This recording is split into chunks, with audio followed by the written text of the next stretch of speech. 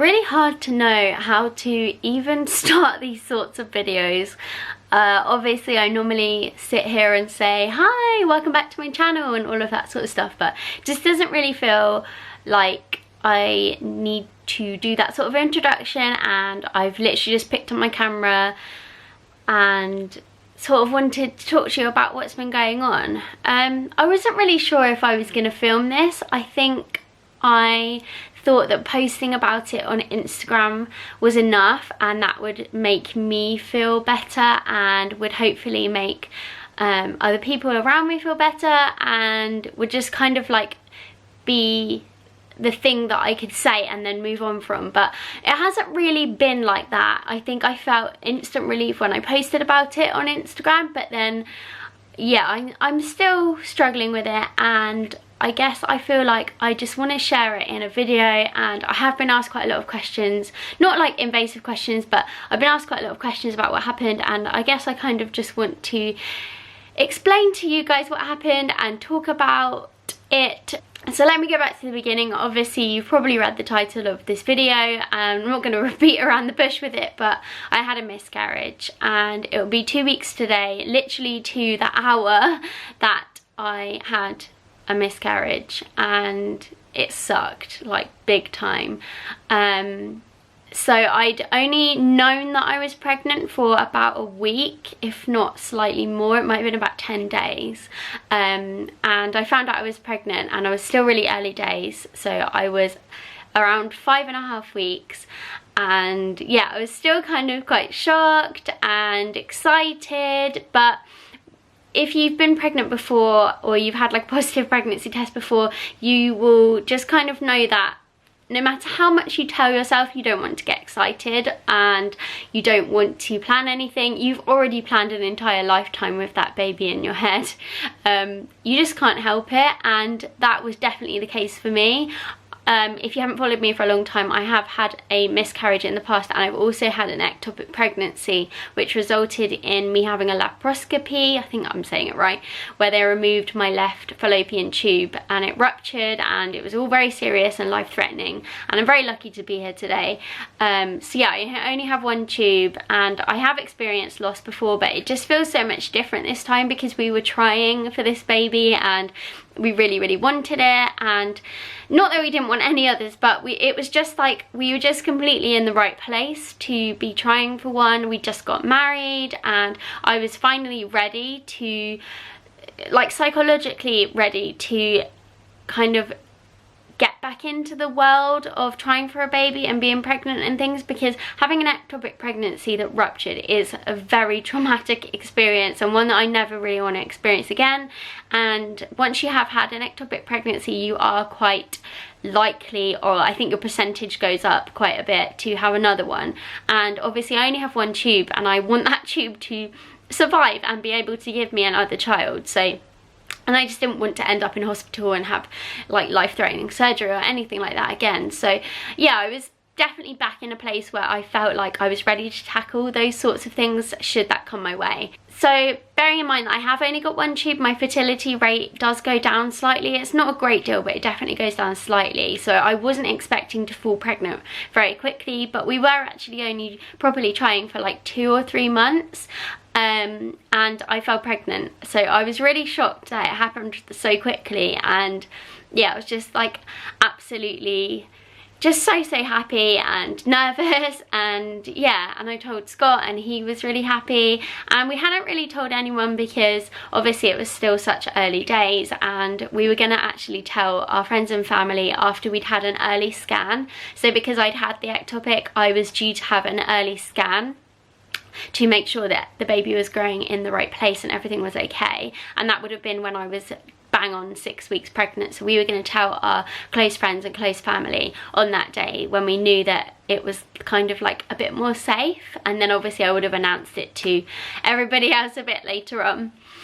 But so I had the scan booked in for the Monday, but the Friday before that, so I was 5 weeks and 5 days, I went to work, and I just didn't really feel right. and I'd been feeling really pregnant that week. Like literally I had all the pregnancy symptoms. I was almost throwing up every day. I just felt awful.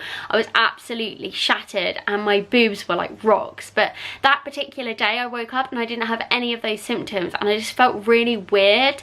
And I went to work and I went for a wee in the morning and I had a little bit of blood there, and I just knew immediately. I know like people probably say that all the time, but I just really felt like I knew that I was losing the baby. I just didn't feel pregnant anymore. It was like the weirdest thing. And I was at work. I stayed at work all day, well till 3, which is when I worked till, and basically every time I was going to the toilet more blood was coming out. And I phoned the early pregnancy unit and they were really great. They kind of know of me from my ectopic, and the midwife there is like, the matron there is she was kind of on high alert just in case that I phoned. Like they had some documentation with my name on to say like if I phoned then I needed to be examined in case I was having an ectopic.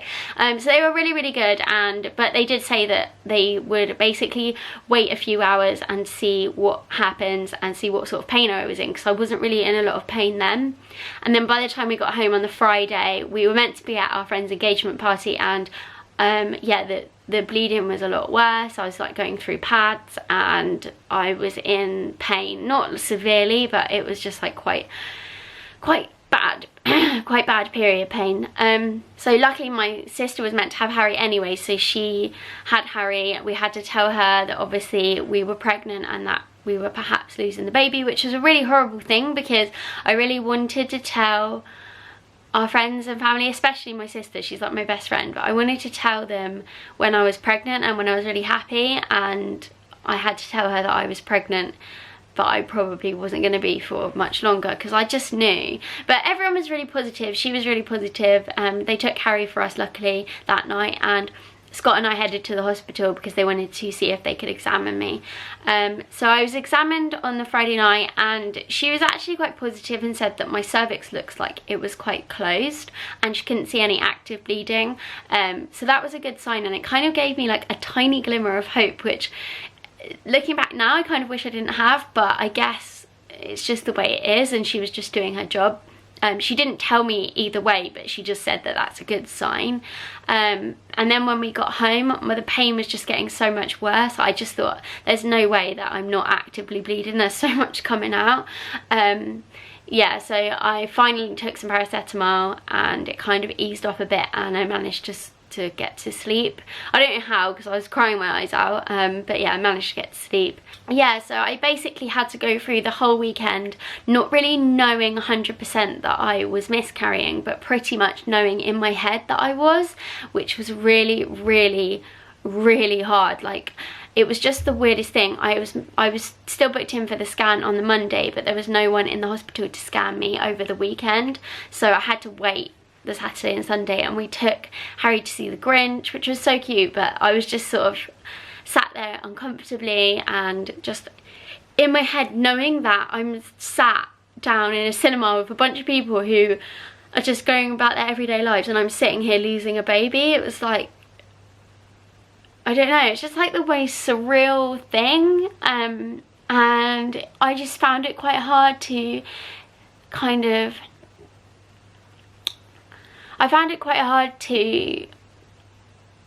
just like walk through our town and just, I don't know, it's really hard to explain. I just found it really hard to walk through the town and everyone just going about their everyday lives and getting excited for Christmas. And I know that everybody has problems, but in my head that day I just felt like I couldn't go on that day. I just felt like I couldn't see any way forward, and I'm never like that as a person. I'm just not at all, and I don't feel like that now, but I felt just so low and so like I just couldn't really see an end to the sort of pain I was feeling. And then the following day was pretty much the same, like I was still bleeding and the pain had sort of gone a bit.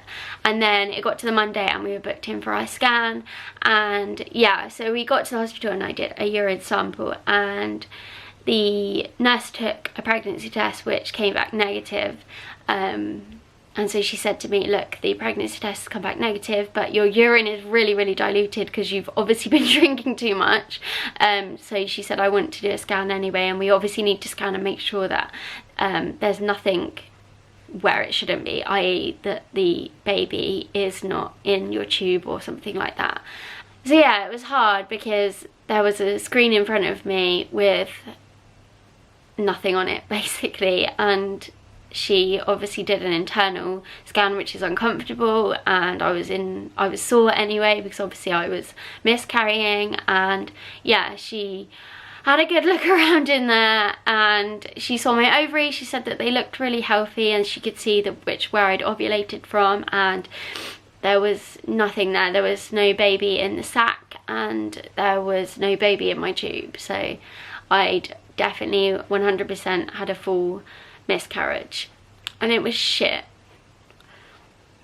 I don't want to sit here and cry because that's not why I made this video. I made it because I wanted to talk to you people about what miscarriage is like, and I guess I just kind of wanted to, I had so many messages on Instagram from people and it was just so amazing hearing from everybody and feeling like, because I posted about having a miscarriage, that people felt like they could talk about it. I had one girl message me, this actually makes me feel so sad, but she messaged me and said that she'd had a miscarriage like 6 months ago or something, and she'd found it so hard to talk about and she hadn't even told her family, and that my post, by posting about it and telling strangers, it had made her feel like she could talk to her mum about it, which I just felt like, that just made me feel really, really good for being brave and speaking about it. And then I just felt so proud of her, like somebody that I don't even know and I still don't know. I just felt really proud that she felt like she could talk about it because I did. If that makes any sense, I hope I'm making sense. I know I'm really tearful and pale and I'm trying not to cry, so I'm sorry if my voice is a bit wobbly. But I guess what I'm trying to say is I just wanted to make this video to make it a more normal thing to talk about. I had my first day back at work today and it was fine and everyone was so lovely, but it was quite hard for me because I feel like people don't really know what to say, and I guess I know what it's like being the friend of people that have had miscarriages. I've got so many friends that have had them, and it is really hard to know what to say because there isn't a right or wrong, and also some people like to hear some things and some people don't. Like, some people like to hear the fact that at least they could get pregnant, and some people absolutely hate the thought of somebody saying that to them. So it is really hard to know what to say. So I wasn't expecting anyone to say anything groundbreaking, and there's nothing anyone can say that can change it, but I guess it was just quite a hard day for me because I knew that everybody knew, but they just didn't quite know what to say. But everyone was great. No one like particularly avoided the subject. They all sort of said, you know, I'm really sorry for what happened, and everyone gave me a big hug, and I've worked there for like 10 years, so these people were like family to me. And yeah, everyone just gave me cuddles and just made sure I was okay, and I had loads of biscuits. So if you do follow me on Instagram, you'll know that I went to New York a few days after the miscarriage, which was really good for us. I feel like that was probably the best thing we could have done, and I think if we hadn't had New York booked, I think we would have tried to book something last minute just to get away, which kind of sounds really selfish because we left Harry with his nan and his cousins, but he was quite happy. But it sounds a bit selfish, but I just really needed some time without me having to do like the whole motherhood thing, and I needed some time with Scott to kind of just like reconnect and just like spend our time together. We didn't talk about the miscarriage at all when we were in New York, actually, and it was a really nice distraction. I didn't think about it too much, but it's quite hard because I feel like since we've got home, I kind of felt a little bit like I've crashed a little bit. Like, I've come home and instead of feeling like really refreshed, I've gone kind of a bit low again because I've come home and I've thought about it. It's really hard because I just keep thinking about what could have been, and it's just so weird for me because I don't ever really think like this. Like, I'm so positive normally and I don't really ever let things get me down this much, but I think I've just kind of in my head been a bit like, have we not had enough shit? We've just had so much happen. So like I I've said previously, if you haven't followed me for a while, I had this ectopic pregnancy. My son was born deaf, which was a really, really hard thing to go through. And my husband also had a brain tumour and brain cancer and brain surgery. And then, you know, we've just finally got our lives back on track, and we got married this year, and it was meant to be our year, and we just wanted to move on and both be healthy and Harry be healthy and all just kind of be really happy and relaxed. And having a baby was like the next thing for us, and yeah, it's just like another thing has happened to us that just really, really sucks. And I think in my head I just keep like thinking to myself, like, why does it happen to us?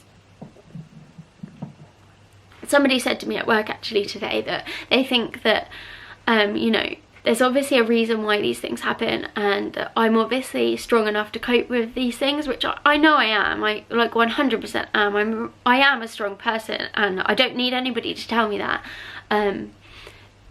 But I guess surely there's only like so much stress and grief that people can take, and it's not just me, it's my husband as well, and my son. And yeah, and I know miscarriage is just one of those things, and it's really common and it happens to so many people, and there's nothing I could have done to change it. There's nothing that I did, it's not my fault. And it's hard because I know if you're watching this and you've had a miscarriage or you're going through one, you'll know that the first thing you think of is, what did I do? Like, did I eat soft cheese, or I don't know, did I eat sushi, or did I do something that I shouldn't have done? But I know I didn't, and you didn't, and yeah, there was just nothing that could be done to prevent it. And I know it's really common, and I'm not saying that I deserve anything more or anything less than anybody else does, but yeah, I just feel like I've just had quite a lot of strain. And really frustratingly, from the stress of it, I've actually come out in psoriasis, which I've never had in my life. And oh my god, I'm itching all over, I'm so dry.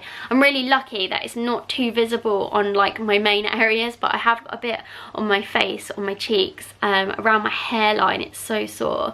And then I've got this huge patch of it on my stomach. So if anybody knows any amazing sort of supplements or remedies or anything I can do to help it, then please let me know. My doctor said there's not a lot I can do other than use cream and sunlight, and also, what did she say? Oh, relax, basically, because she said mine's definitely stress induced. So I'm trying my best to relax, but obviously that's quite hard, and psoriasis is quite stressful in itself, so it doesn't really help the situation. Anyway, I guess I'm going to round this video off there because I've said everything I needed to say. I've had my little cry, and I guess I kind of feel a little bit better for it.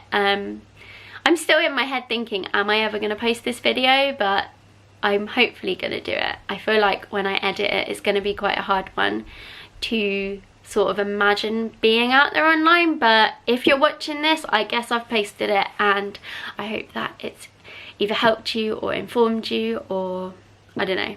I hope it's done something, and I'll see you next time.